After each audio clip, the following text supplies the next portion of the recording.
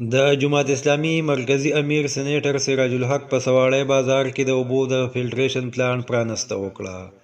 په دې موقع د الخدمت فاونډیشن صوبایي صدر خالد وقاص، ضلعي صدر شاروم باچا، جماعت اسلامي ضلعي امیر محمد حلیم باچا، سابقه امیدواران راج ولی خان او انجینیر ناصر علي خان هم موجود وو.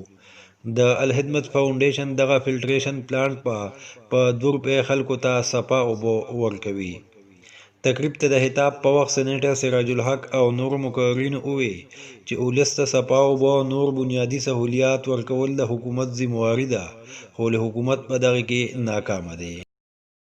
او دلته کې نه د خوراک څیزونه خالص میلاویږي، نه اوبه خالص میلاویږي، او حقیقت دا ده چې لاوارثه وطن دی.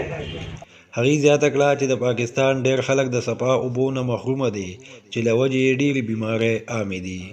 هیپاټایټس سی دا وخت په کروڑونو بیماران دي، او هسپتال ته چې څومره بیماران راځي په هغې کې لوی تعداد که د خېټې بیمار دی، که د معدې بیمار دی، او که د جګر بیمار دی، او که نورې بیماریانې دي. بنیادي وجه د اوبو خرابوالی دی.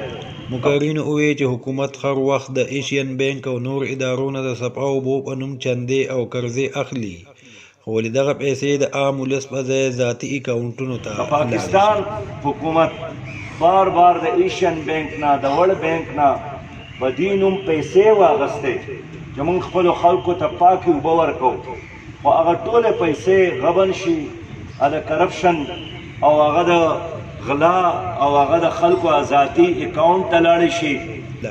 هغې زیاته کړه چې د الخدمت فاونډیشن مقصد د ولس خدمت دی او الخدمت په هر قدرتي آفت کې د ولس سره اوږه په اوږه ولاړ وي. مقررینو وویل چې الخدمت بونیر په کرونا وبا کې 1.85 کروڑ روپۍ د ولس سره امداد کړی دی.